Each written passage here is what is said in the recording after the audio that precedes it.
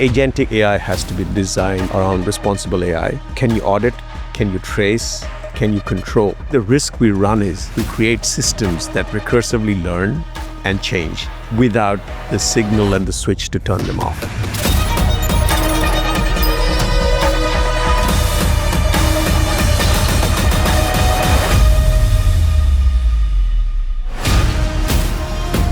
Ahmed Mazhari is the former president of Microsoft Asia and now the founder of Singapore-based AI startup kAIGentic.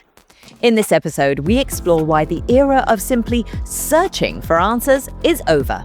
Technology is moving beyond generative AI to tools that actually do the work, acting as a teammate that perceives problems and executes solutions in real time.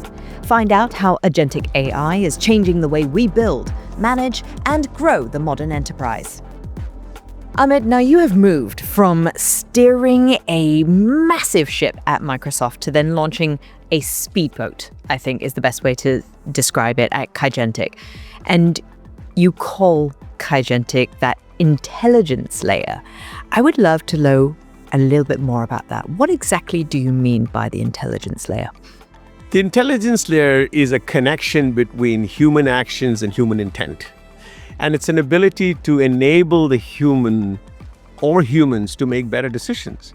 I mean, if we step back and think about what enterprises are built around, enterprises are actually built around functions because they're built around hierarchy. They're not built around knowledge. And if you compare it to the learning of an individual, a child that's born learns from observability. And that observation happens in good times and bad times, at school, at home, with friends, in social connections, with music. Those are in many ways not connected systematically in an enterprise. And our intent is to ensure that we're able to bring the signals that happen in an enterprise to the action that needs to be taken today, in an effort to change the metabolism, right? How do we change the metabolic rate of an enterprise? You change the metabolic rate of an enterprise by bringing more information, more insight. But finally, the human makes the decision, and that's the human in the loop. So tell me a little bit more about this concept of metabolism then. Metabolism, no different from humans. I mean, if you think about when the printing press came in, what is the printing press? The printing press is knowledge. What is AI?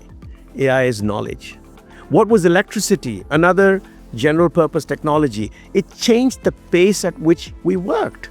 So we clearly see AI as a general purpose technology which has the ability to significantly change the pace at which enterprises work. And that's what I call metabolism. I have to ask, why would you leave such a big organization and then say, okay, I'm going to go do my own thing? Well, it started first with a yoga retreat. I actually said 7 or 10 days of doing nothing, no caffeine, just clean up your mind. And it really made me think. The first, landline telephone at our home was at the age of 13. And today we live in a world of, 500 meg on your phone as internet speed, AI. Like, where in the world would you have seen that from the landline for like 30, 40 years? So much change.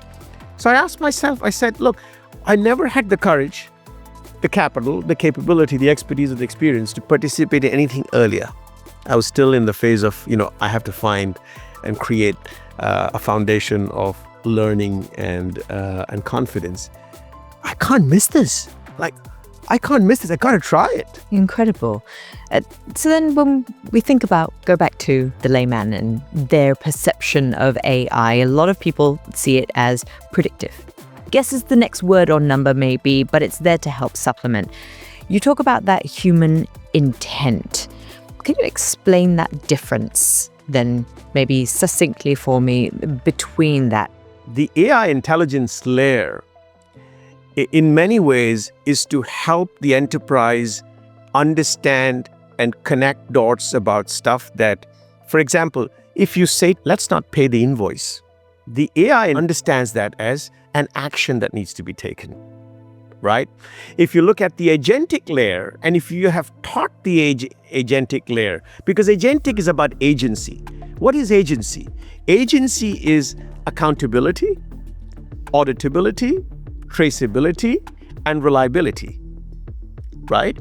So if you can teach your agent, so when you say, please do not pay the invoice, the next prompt they will ask you is, when would you like to pay it?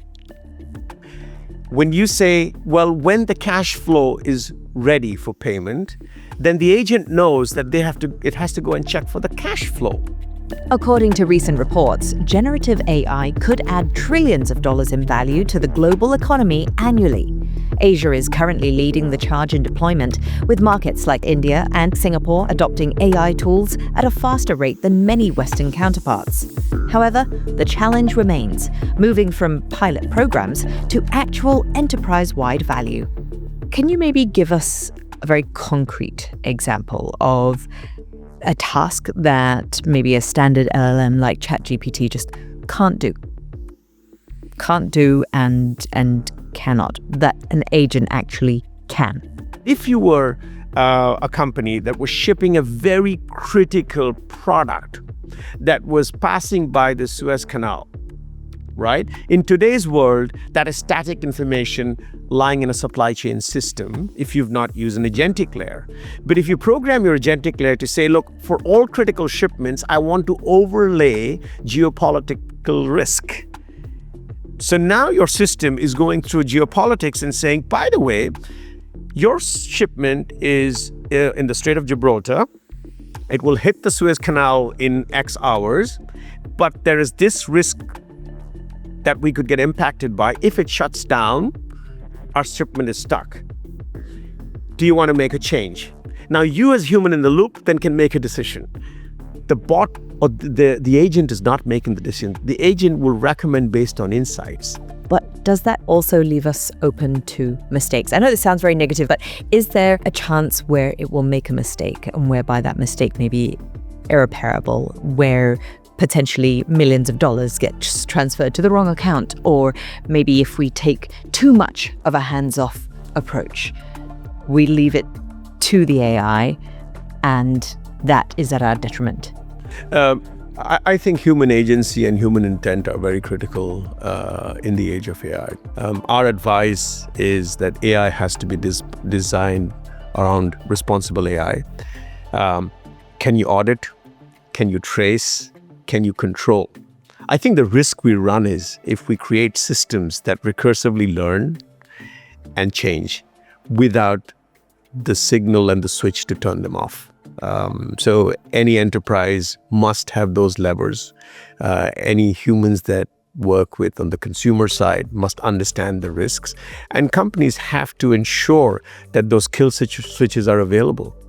I am not in the camp of autonomy of agents. I'm in the camp of enabling humans to make the decisions and ensuring that humans understand the impact of those decisions. You've launched this venture with SMBC Group, 400-year-old Japanese bank that has allocated, I think it's a $340 million war chest to generative AI. So they're effectively your customer zero in that sense. You are building out this whole scope and system for them.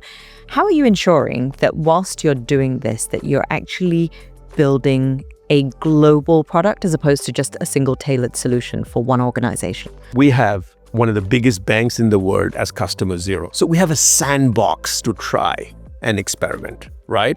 When do you ever get that? Right. When do you ever get that? Right. We're so fortunate to, when you have a startup, you're thinking about capital, right?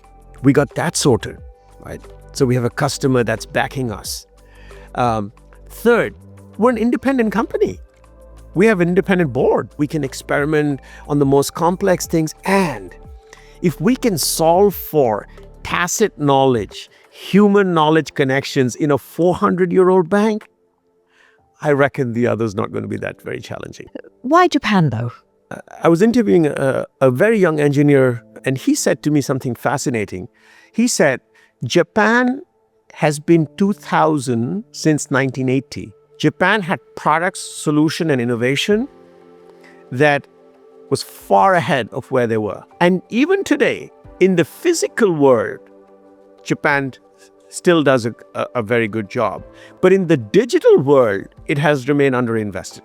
And hence, the bank, which is at the epicenter of organizing and enabling industries, is the best place for experimentation and enablement.